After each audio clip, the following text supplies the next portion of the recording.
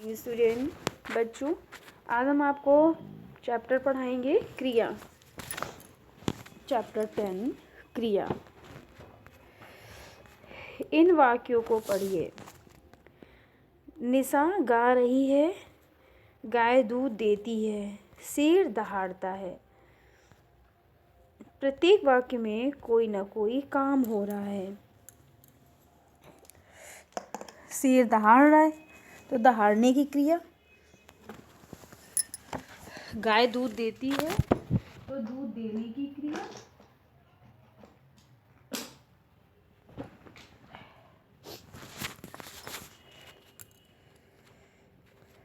गा रही है तो गाने की क्रिया, है ना बच्चों। तो यहाँ पे सब क्रिया हो रही है। वे शब्द जिनसे किसी काम के करने या होने का बोध होता है वो क्रिया कहलाती है। ठीक है, ठीक है बच्चों। निम्नलिखित वाक्यों में रंगीन छपे शब्द पर ध्यान दीजिए। दादी जी रोज मंदिर जाती हैं, तो जो जाती है जाने की क्रिया है। इसके बाद रेनू ने केला खाया, तो ये क्या हो रहा है, खाने की क्रिया हो रही है। बतख नदी में तैर रही है, तो तैरने की क्रिया हो रही है। तो बच्चों, जितने भी काम होते हैं वो सभी क्या है, कुछ ना कुछ क्रिया ही कहलाती है।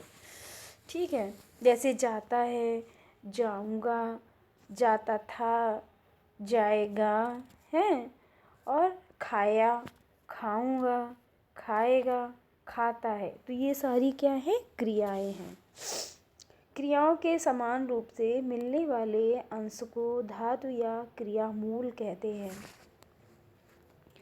ठीक है, क्रियामूल कहते हैं। जैसे क्रिया के भेद। अब क्रिया के भेद क्या है, तो क्रिया के दो भेद होते हैं। एक सकर्मक क्रिया होती है और दूसरी अकर्मक क्रिया होती है।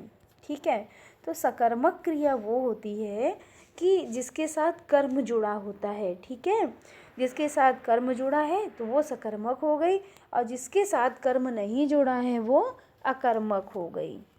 ठीक, मेघा ने सेब खाया। मेघा ने सेब खाया, तो सेब खाने की कर्म क्या है, सेब। सेब को खाया गया, तो मेघा ने सेब को खाया, तो कर्म जुड़ा है इसके साथ। इसके बाद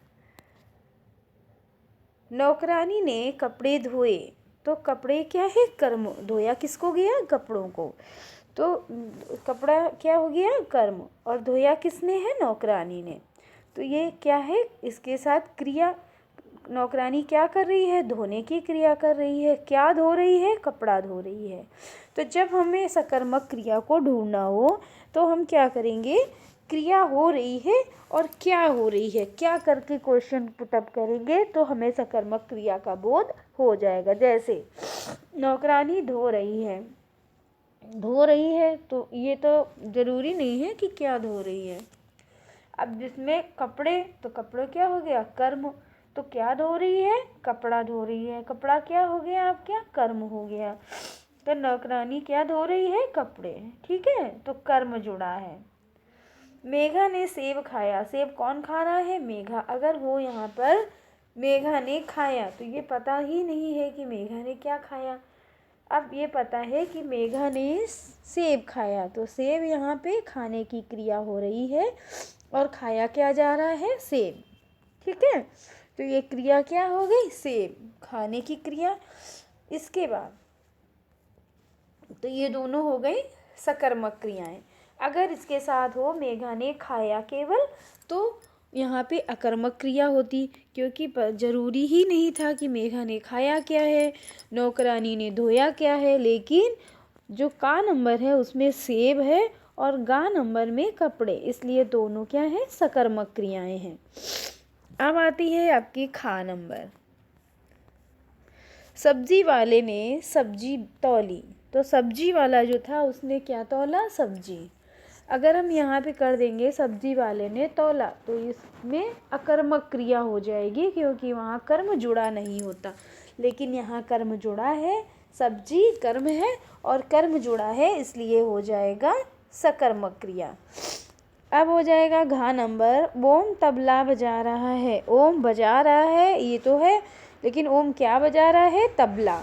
तो यहाँ पे तबला जो है वो कर्म है, अतः यहाँ पे भी सकर्मक क्रियाएं हैं। वाक्यों में सेब, सब्जी, कपड़े, तबला क्या है? कर्म है। तथा खाया, तौली, धोए, बजा रहा है क्रिया है। इन सभी क्रियाओं के कर्म हैं, इसलिए ये सकर्मक क्रियाएं हैं। ओके स्टूडेंट, तो यहाँ आपने पढ़ा सकर्मक क्रिया क्या है, अकर्मक क्रिया क्या है। आपको क्वेश्चन के आंसर देने हैं। क्रिया की परिभाषा दीजिए और क्रिया के भेद कितने होते हैं ये आप हमें लिख के सेंड करिए। आप हिंदी लैंग्वेज की नोटबुक में कुछ क्वेश्चन हम यहाँ से डालेंगे, आप उनके आंसर लिख के भेजिए। हिंदी लैंग्वेज की नोटबुक में आप लिखेंगे क्रिया की परिभाषा क्या है। तो बच्चों, क्रिया की परिभाषा क्या है, क्रिया किसे कहते हैं, क्रिया की परिभाषा क्या है, क्रिया क्या कहलाती है, तो ये सारे क्वेश्चन जो हैं उनका एक ही आंसर है कि वे शब्द जिनसे किसी काम के करने या होने का बोध होता है वो क्रिया कहलाती है। ठीक है, क्रिया कहलाती है या क्रिया की परिभाषा है या क्रिया कहते हैं। ठीक है, इसके बाद है क्रिया के भेद। तो क्रिया के भेद दो होते हैं, एक सकर्मक क्रिया और दूसरी अकर्मक क्रिया। ओके स्टूडेंट, तो सकर्मक क्रिया की परिभाषा दीजिए। तो यहाँ आ जाएगी सकर्मक क्रिया की परिभाषा। जिन क्रियाओं का कर्म होता है उन्हें सकर्मक क्रिया कहते हैं। ओके स्टूडेंट, तो ये आपके हो गए क्रिया की फर्स्ट पार्ट की ये एक्सप्लेनेशन, और आप इनको कंप्लीट करके हमें सेंड करेंगे। क्वेश्चन हम डालेंगे, उनके आंसर आप हमें लिख के सेंड करेंगे, वो भी हिंदी लैंग्वेज की नोट में। ओके, बाय बाय स्टूडेंट, और हैप्पी न्यू ईयर सभी बच्चों को। नया वर्ष मंगलमय हो और ढेर सारी खुशियाँ लेके आप लोगों के जीवन में आए। नया वर्ष सभी लोगों को ढेर सारी शुभकामनाएं। नया वर्ष मंगलमय हो। ओके।